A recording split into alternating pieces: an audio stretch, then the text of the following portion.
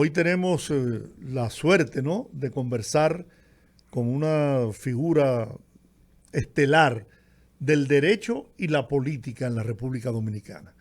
Un referente de dignidad, de moralidad, de honestidad y de capacidad profesional. El doctor Emmanuel Esquea Guerrero nos prestigia esta tarde en el rumbo de la tarde. Buenas Doctor, tardes. un gran abrazo. Gracias, Yogi, mi cariño de siempre. Un placer de oírte. Bueno.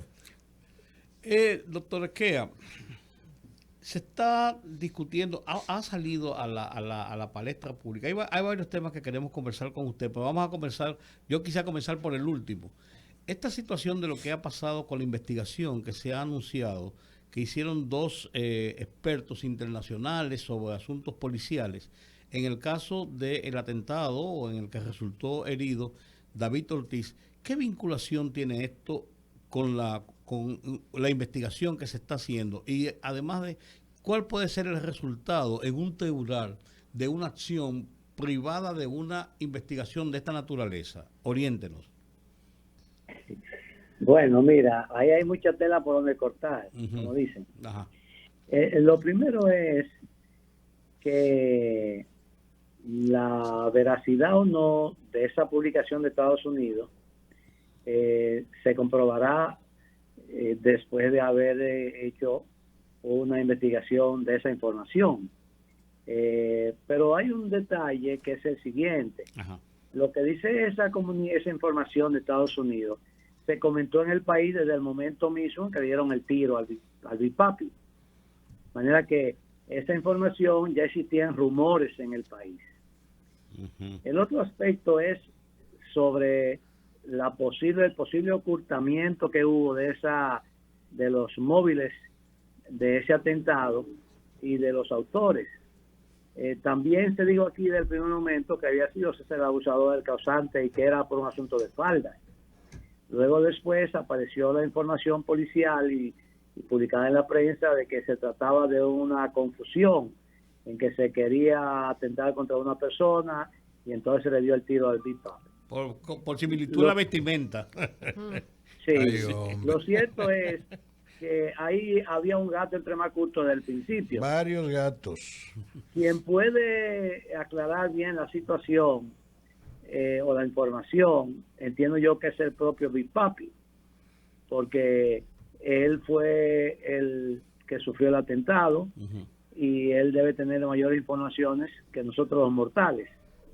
De todas maneras, se ha colado la información también de que él dijo, no, eso no está comprobado por mí, que el antiguo procurador general de la República lo llamó para decirle que admitiera la información que había dado la policía y la justicia, que era una información a todas luces acomodaticia, para favorecer al gobierno, para favorecer a alguien en particular o al propio César el abusador.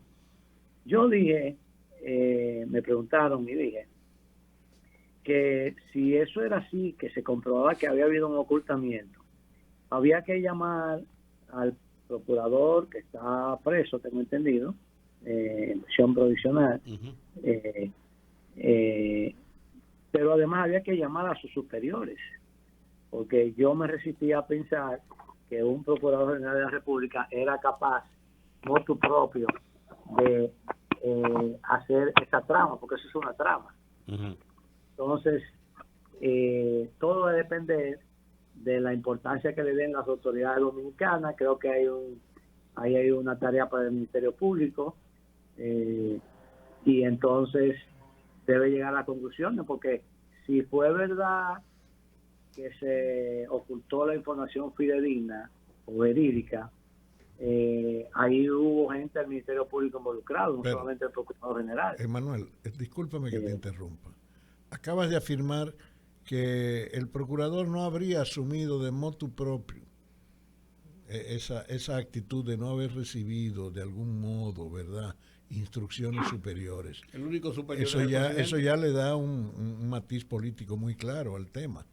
Entonces, claro, tú estás señalando que Danilo Medina instruyó pudiera haber a Yana Alain Rodríguez sobre lo que debía hacer en el caso. No, yo no digo que él lo instruyó. Yo lo que digo es que si hubo ocultamiento, yo me resisto a pensar que Jean Alain, el entonces Procurador General de la República, hiciera eso de manera inconsulta y de manera espontánea.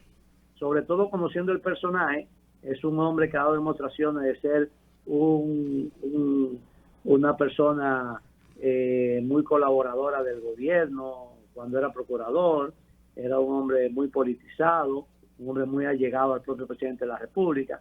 Pero yo me atrevo a pensar que eso no se hizo inconsultamente. Y si lo consultó, lo tenía que consultar con su jefe inmediato, que era el presidente de la República. Eso es lo que yo sostengo. Yo no estoy incriminando a Danilo ni a nadie. Digo que si se comprueba, hay que investigar a Danilo también.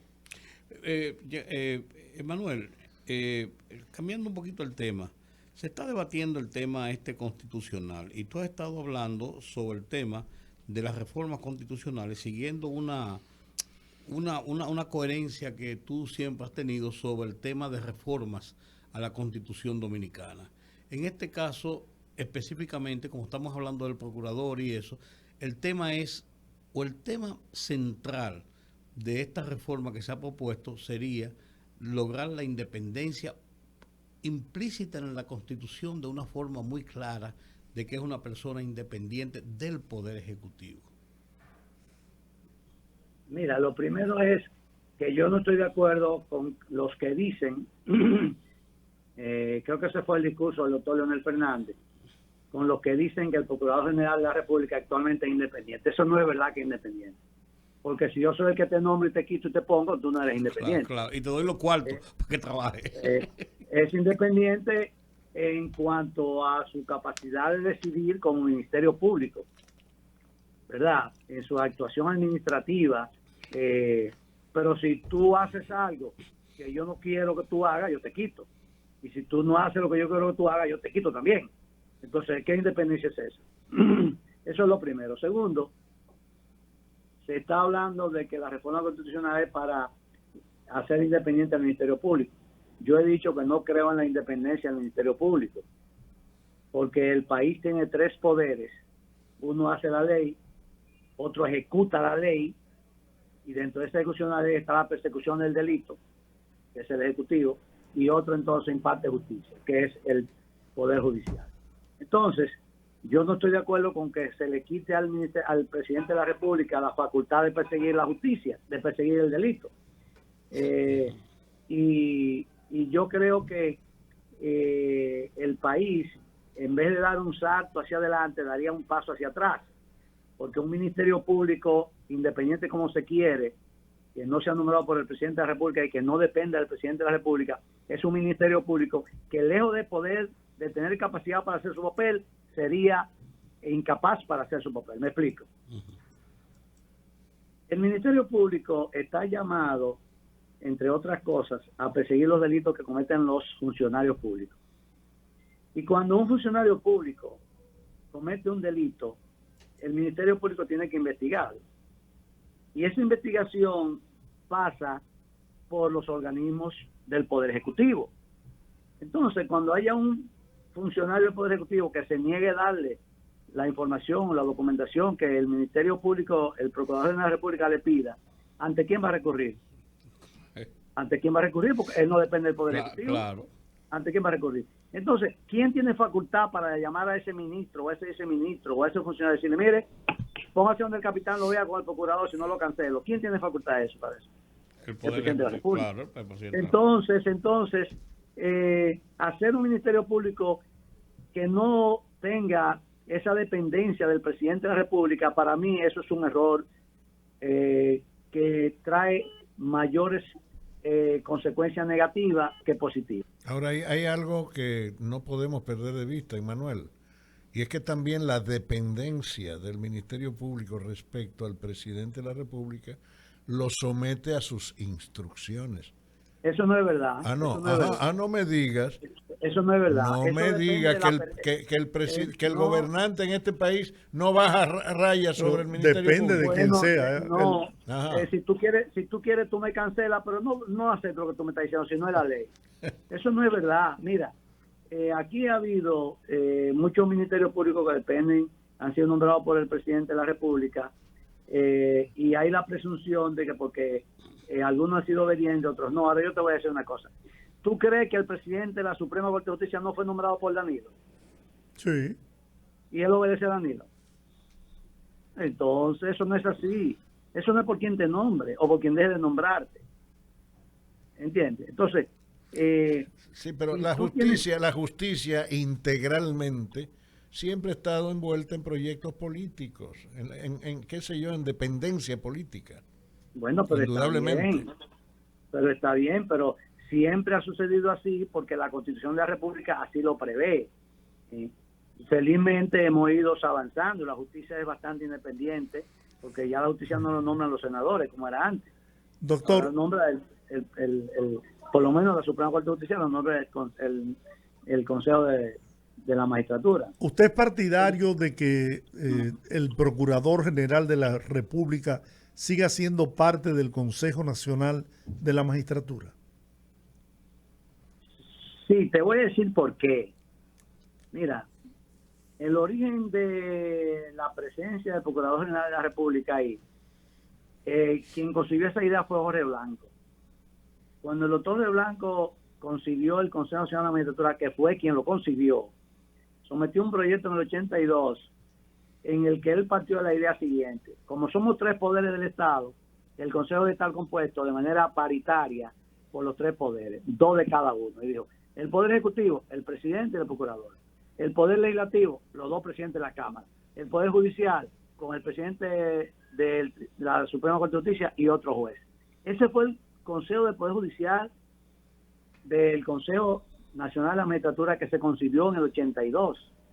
Luego ese proyecto no prosperó y en el 94, cuando Milton Ray Guevara, Romero Confesor y yo hicimos la reforma constitucional o preparamos el proyecto, se sacó al procurador y se incluyó al presidente del Colegio de Abogados, pero eso no prosperó en la Asamblea Reformadora, porque en la Asamblea Reformadora que se hizo el 11 de agosto del 94, algunos legisladores no estuvieron de acuerdo y sacaron al presidente del colegio. Presidente del Colegio de Abogados de ahí, y no incluyeron al Procurador General de la República, y algunos querían incluir hasta el vicepresidente de la República.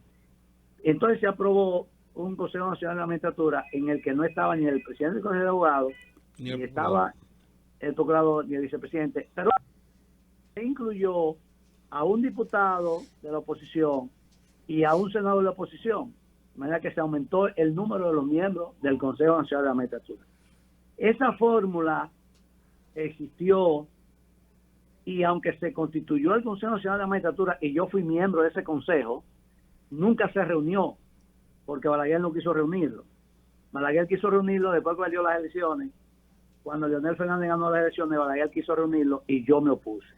Entonces, ese es otro tema que podemos discutirlo o hablarlo con tiempo. Sí. Entonces, Leonel Fernández se hizo la reforma del 2010, y esa reforma del 2010 incluyó, es bueno decir que el primer Consejo de la Magistratura se constituyó bajo la dirección de Leonel Fernández, o el primero que sesionó.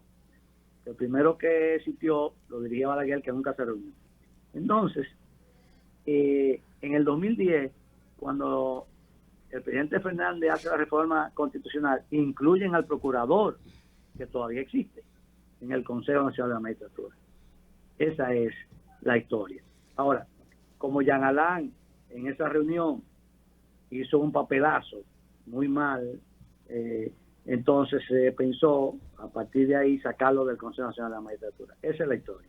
Doctor, ahora que usted tocó el tema y como un aporte para la historia, ¿por qué Balaguer no convocó el Consejo Nacional de la Magistratura y al ganar las elecciones Leonel Fernández quiso hacerlo?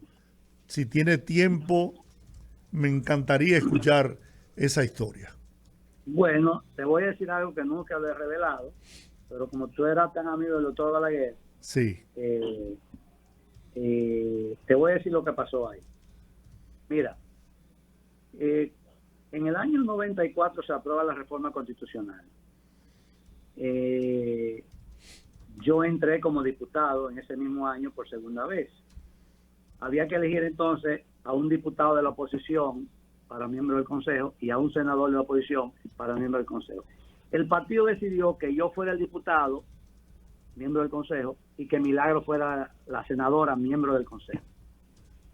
Pero eso tenía que aprobarlo la Cámara y el Senado. Sí. Balaguer se opuso abiertamente, los reformistas, por instrucciones del doctor Balaguer, según ellos mismos expresaban, a que yo fuera miembro del Consejo de la Magistratura, porque Balaguer tenía una inquina conmigo por un debate que tuvimos cuando yo fui consultor jurídico.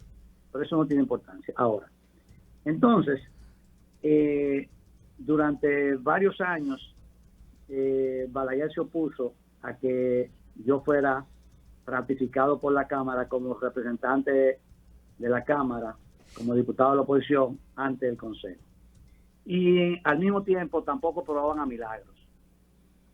¿Qué pasa? Que después de las elecciones, entonces llegó un año, el año antes de las elecciones, en que nosotros, Balaguer cedió y en la Cámara me eligieron a mí como representante de la Cámara de Diputados, junto con el presidente de entonces, que era un reformista, creo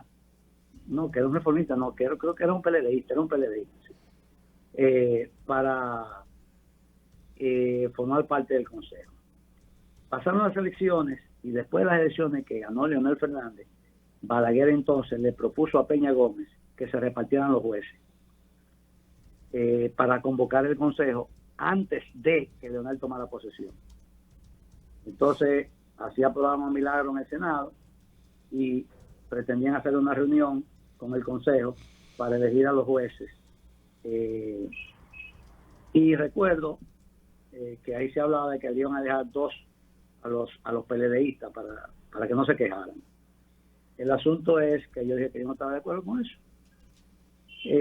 Hubo un par de reuniones, yo insistí en mi posición, y ante la insistencia de algunos, le dije, esto lo vamos a resolver de esta manera, y yo renuncié, mandé una carta al doctor Peña Gómez renunciando de mi calidad de representante de la Cámara de Diputados ante el Consejo, y que eligieran a otro. Ahí no se atrevieron a elegir a otro porque iba a ser muy evidente el asunto, y entonces pasó el gobierno del doctor Balaguer sin Consejo Nacional de la Magistratura. Vino Leonel Fernández y entonces se reunió. Esa es la historia. Qué bien. Buen dato para la historia ese. Sí. Primera vez que digo eso. Qué bien, qué ¿Por qué bien. tú no estuviste de acuerdo?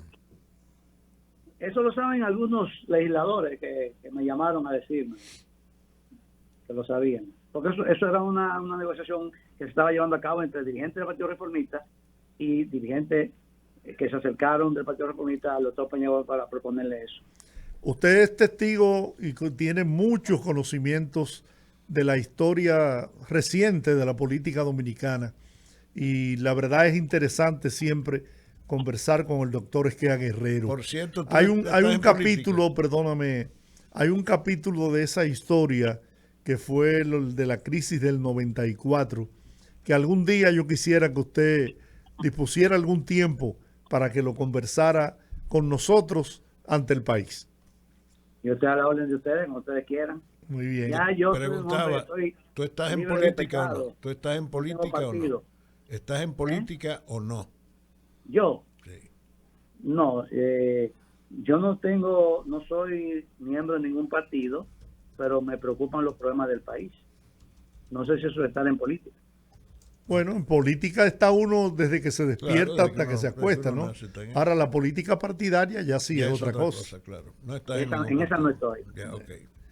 Doctor, muchísimas gracias. Como siempre. Gracias, un grato Emanuel. placer conversar con usted. Gracias a ustedes, un afecto. Un gran abrazo. Bye, bye. Emanuel Esquea Guerrero. Una autoridad, eso es incuestionable.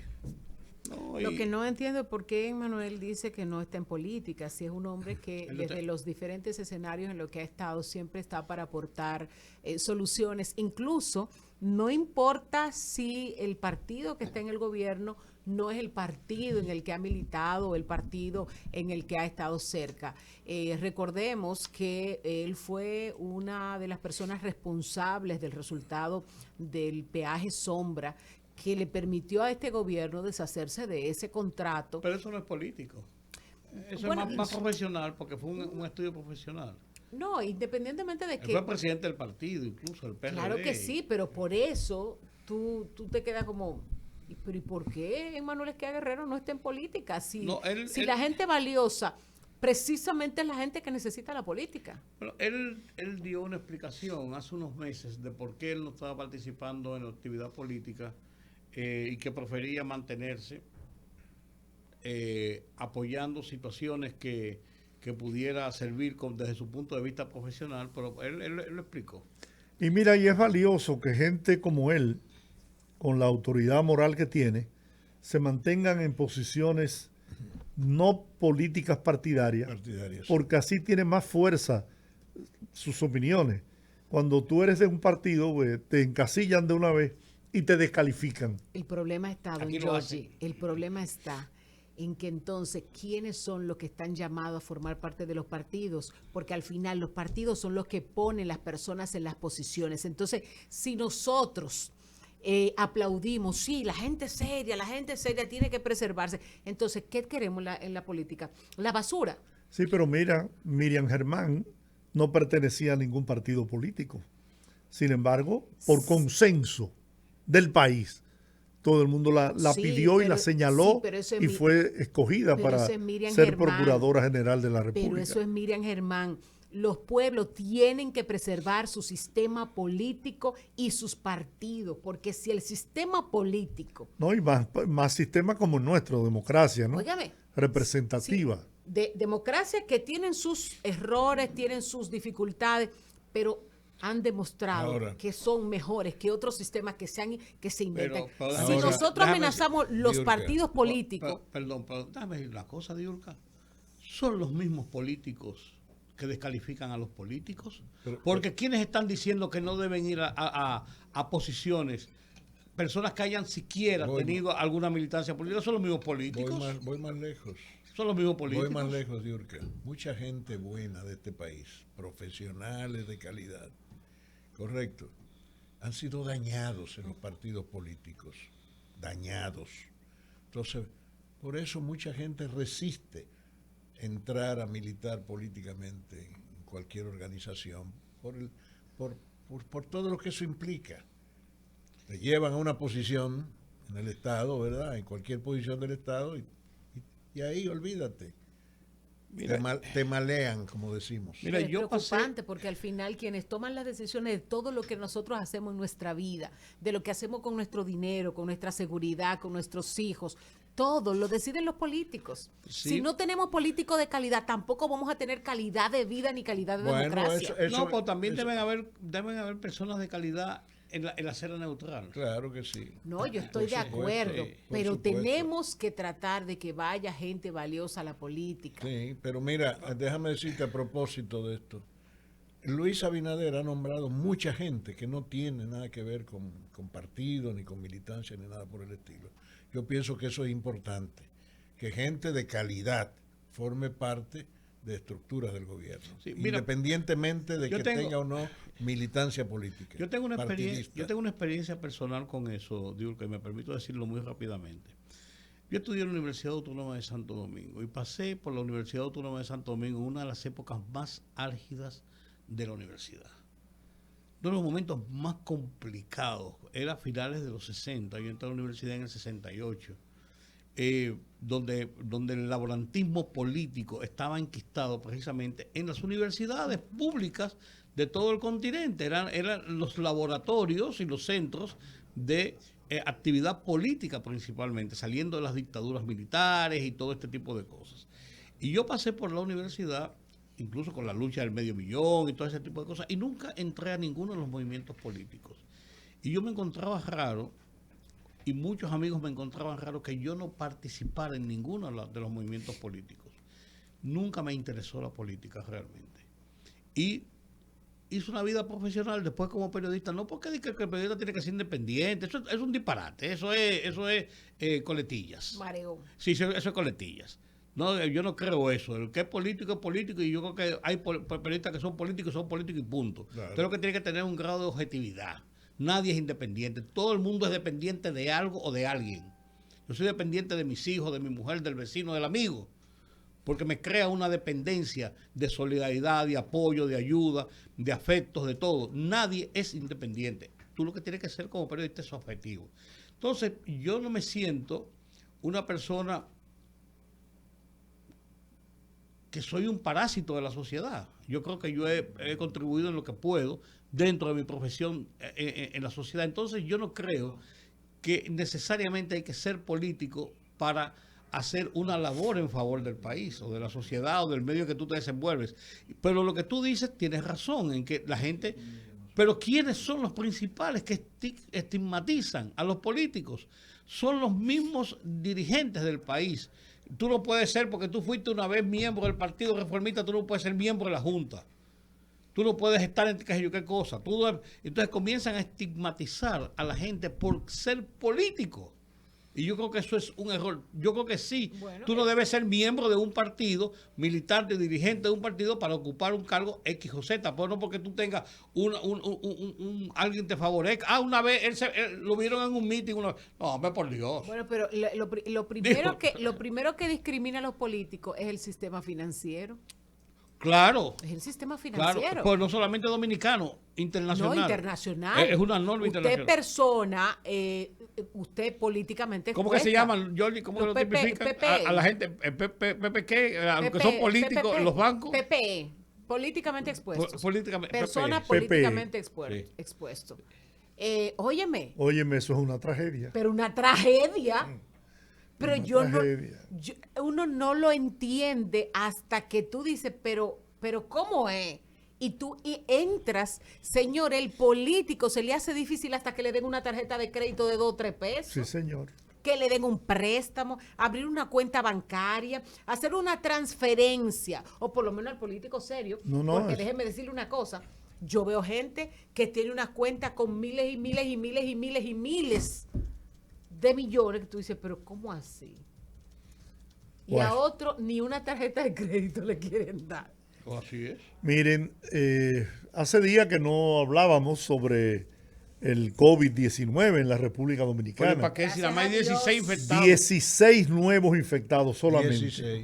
Al día de hoy. Ya eso es historia. Al día de hoy. Ahora, activos 338. Ahora usen mascarilla, no jueguen Yo, con eso. mírela aquí, doctor, mírela aquí. Y mire mire mi alcohol ahí. Y yo ando yo estaba en un sitio. Con mi arma de reglamento. Yo fui a un sitio hoy y me dijeron, pero ¿y tú usas mascarilla todavía? Digo yo. Y la seguiré usando. Claro. A mí no me molesta. Bueno, el sábado llegamos nosotros a un lugar donde estábamos compartiendo y una persona que siempre instó a que usáramos mascarilla. ¿Para qué tú andas con esa mascarilla? Ya eso pasó. Yo estoy siguiendo su miren, consejo. Somos elogiados a nivel mundial.